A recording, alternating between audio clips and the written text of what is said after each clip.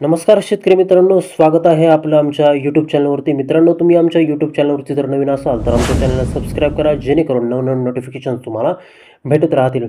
शेतकरी मित्रांनो, आज आपण चर्चा करणार आहोत एका अत्यंत महत्त्वाच्या योजनेविषयी. या योजनेचा शेतकऱ्यांना खूप फायदा होणार आहे.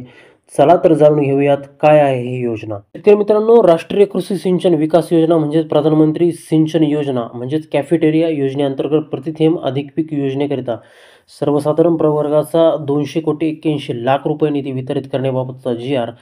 सरकारनं 27 सप्टेंबर 2024 रोजी काढला आणि याच जी.आरमध्ये काही गोष्टी नमूद करण्यात आलेल्या आहेत, त्या आपण या व्हिडिओच्या माध्यमातून पाहणार आहोत.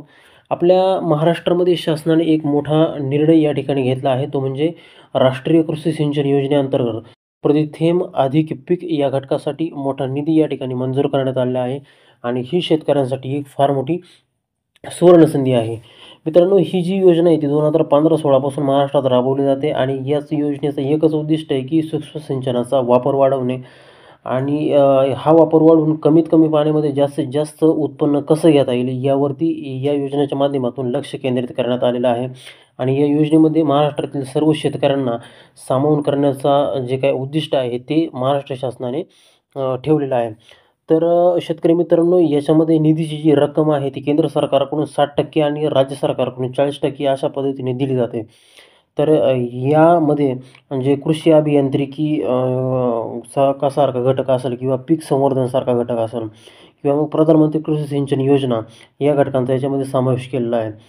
त्याचप्रमाणे मग यासाठी केंद्राच्या वाट्याचा जो 120,49,00,000 हे एवढा निधी आहे आणि राज्य सरकारच्या वाट्याचा 80,32,66,667 रुपये असा एकूण 200,81,66,667 रुपये एवढा निधी हा मंजूर करण्यात आलेला आहे.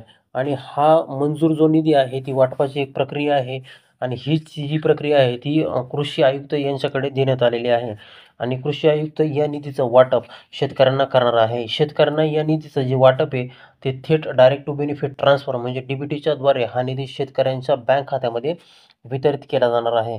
या संदर्भात अधिक तुम्हाला माहिती जर असेल तर महाराष्ट्राचं जे संकेतस्थळ आहे www.maharashtra.go.in या संकेतस्थळावरती जाऊन तुम्ही अधिकची माहिती या ठिकाणी घेऊ शकता. शेतकरी मित्रांनो, ही तुमच्यासाठी सुवर्ण संधी आहे. ही संधी सोडू नका. तुमच्या जवळच्या कृषी कार्यालयात जाऊन याची माहिती घ्या आणि या योजनेचा लाभ घ्या. हा व्हिडिओ आवडला असेल तर लाईक करा, शेअर करा आणि आमच्या चॅनलला सबस्क्राईब करायला विसरू नका. मित्रांनो, भेटूयात अशाच पुढच्या व्हिडिओमध्ये नवीन माहितीसह, नवीन योजनेसह. तोपर्यंत मित्रांनो, धन्यवाद.